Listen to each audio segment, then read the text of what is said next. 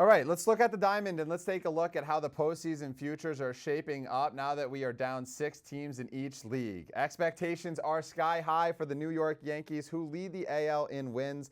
They are the favorites at plus 165, followed by the Houston Astros, who have made the ALCS in each of the last 7 seasons. They're currently battling the Tigers in Game 1 of the wild card. And look at that, the ragtag Tigers up 3-0 right now against the Astros in Game 1. Can Detroit keep the magic floating? As for the National League, Shohei Ohtani's magical season has set expectations sky high for the Dodgers at plus 165 to win the NL. The Padres have soared in the second half of the season and sit inside the top 3 at plus 500. They have won 43 of 63, which is a perfect segue to bring in Sean Zerillo to talk more about the MLB playoffs and how you can get involved in the futures market as a whole. Before we start, a friendly reminder to Sean, if you want to follow Sean, all of his picks in the Action Network app, he has other futures also logged there, so you can go check that out. But Sean, first off, congrats on a great season. And then second, please tell us the first future that you want to discuss here. Yeah, the Orioles to win their series against the Kansas City Royals may get underway a little bit delayed. Seems like there was a bunch of rain in Baltimore, but projected this line at about plus 180. Took plus 210 last night. Would bet it at about plus 200 or better.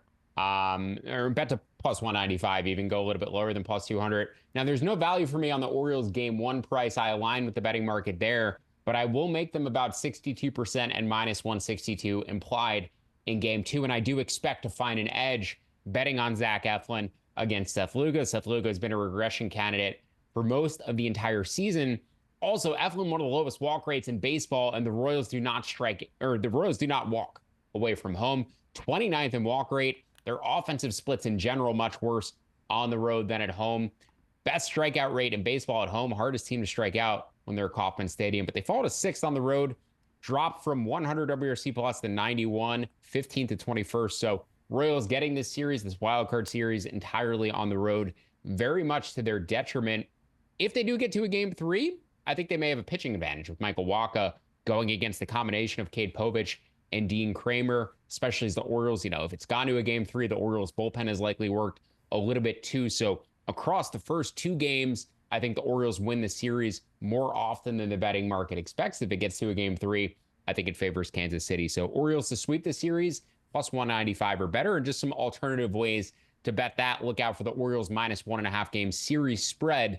That is the exact same bet, just expressed in terms of different verbiage. So compare and contrast the odds for the exact 2-0 result for teams or the minus 1.5 games. You're betting into the same outcome, but some books adjust one and not the other. So just keep an eye out for that. Right. Very good point to, shop around. This is just a reminder, the wild card games, the series, it's best of 3. So all 3 games going to be happening in one team's ballpark. And so Sean's saying bet the Orioles 2-0 first pitch just under 30 minutes away between Cole Reagans, Corbin Burns. Craig Kimbrell no longer with the Orioles, but both teams did run out of gas in the second half. It's really interesting. The Orioles, They did start to turn the corner, while I think the Royals kind of sputtered into the postseason. So definitely interesting to keep an eye on that one. The other game that we're going to talk about from a futures POV before you give a best bet in this one, Mets and Brewers. I mean, an incredible end to the regular season for the New York Mets. They deserve all the flowers for what they were able to do,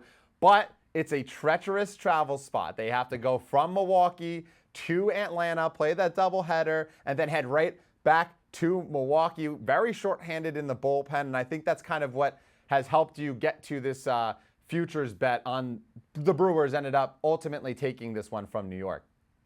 Yeah, the Brewers are also just a bad matchup for the Mets. They've played 6 times this year. The Brewers have won 5 of 6. But they've stolen 16 bases on 16 attempts in those games. The Mets have struggled to prevent stolen base opportunities for several seasons now, and it's continued into this year. And the Brewers are the best base running team in baseball. So they're going to take advantage of that more so than anything else against the Mets.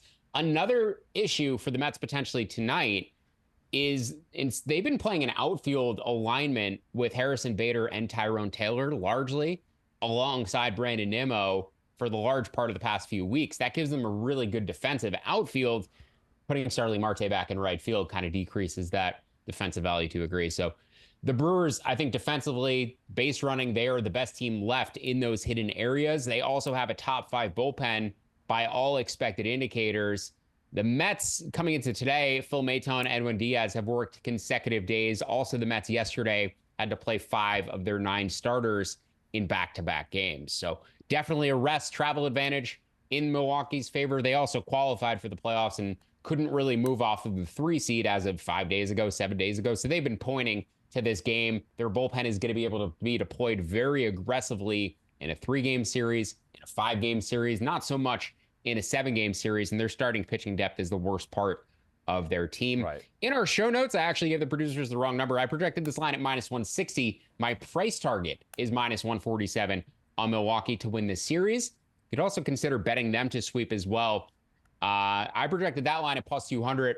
So that price at +250 for the Brewers to sweep, if you combine the -135 money line from today, that is telling you essentially that the line for game 2 on Milwaukee is going to be about even money with Sean Manaea going against Aaron Savali. I would project that at about -115 for Milwaukee. So I'm betting them pre-series on the series money line up to -147. I'm going to make them about -130 favorites or higher in all 3 games in this series. But I expect to be betting them straight up in game 2 as well, based on that sweep 2-0 series price that indicates to me where that game 2 line is going to be. Yeah, Atlanta, normally the house of horrors for New York, but this year it's been facing Milwaukee, facing Rhys Hoskins. So, we'll have to see what happens in that one. But speaking of the game tonight, the Brewers and the Mets squaring off in game 1. We have Luis Severino, who is well rested. They did not have to use him in game 2 after winning game 1, which is huge for the Mets POV. And then the Brewers, obviously you mentioned it, they had already clinched the playoff spot. They've already been resting everybody. They're going to throw out Freddie Peralta, who had arguably one of his better starts from just a stuffed POV against the Pirates his last time out, and a fully rested bullpen in general. You're not taking a side of this one because of your futures in general, but you do like a total. So please tell me more on that one. Yeah, Mets and Brewers under 7.5. This was a consensus bet between myself and BJ Cunningham on the Payoff Pitch podcast today. We only had between us one side or total for today's 4-game slate, and it was Mets Brewers under 7.5. BJ projected it at 7. I had it at 6.8 initially, but as I said, with the Mets switching their defensive alignment, putting Starling Marte in there, taking one of Taylor or Bader out, I forgot which one offhand, it does move the total up closer to 7 for me. So I loved it at 7.5 -115. Don't like it quite as much at 7.5 -120. -116 was my initial price target, but we also got umpire information when that lineup change came as well. And plate umpire Alex Tosi, only 48 and 45 career to the under, but when he is behind the plate, pitcher walk rate goes down about 10%. So I think in tight counts, he doesn't give hitters those borderline pitches. I think he tends to be a slightly pitcher-leaning umpire. Run percentage, it's not a significant sample. It's only about 150 games, but runs are down about 6% when Tosi's behind the plate. But that walk rate is what really stands out. That would stabilize more quickly for most umpires, and he seems to have a really low walk rate relative to league average. So should be giving pitchers more borderline calls, and hopefully with that Brewers well-rested bullpen, they're ready to get it in very aggressively tonight and throughout this series. So Mets Brewers under 7.5 on top of the Brewers series price. Yeah, so you mentioned it. Starling Marte in for Harrison Bader, Jesse Winker in for JD Martinez. Those are the 2 lineup changes that we've seen based on, the prototypical Mets lineup at hand, but ultimately still a play on the under for Sean Zerillo. So a reminder, again, follow Sean in the Action Network app. He's going to be, loading up on plays, and a reminder to also follow Payoff Pitch. They come out with a podcast every morning breaking down the playoff slate at hand. But Sean's just hopping on, helping us out here on Green Dot Daily. So, Sean, appreciate it. Go back to watching the Tigers and Astros, and we'll talk to you again soon.